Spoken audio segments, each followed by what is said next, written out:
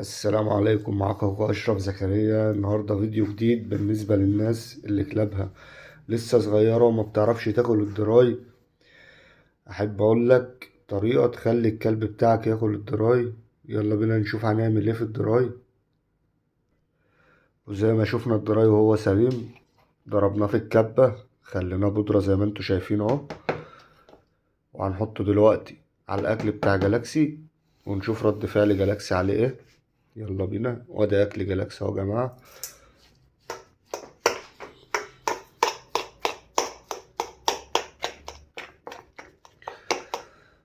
زي ما انتوا شايفين اهو اهو اهو.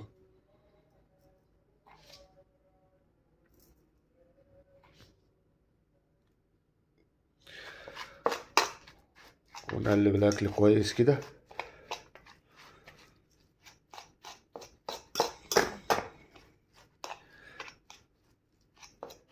ده بقى لو كلبك ما بياكلش الدراي، او كلبك ما بياكلش الدراي، او ما بيعرفش يكسر الدراي، ده ابسط حل ان انت هتطحنه له كده في كبة ويبقى زي البودرة.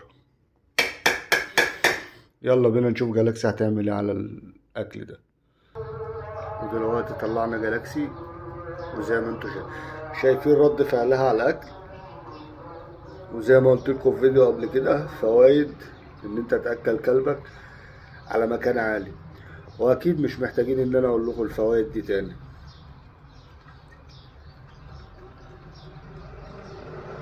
هسيبكم 5 مع جالاكسي.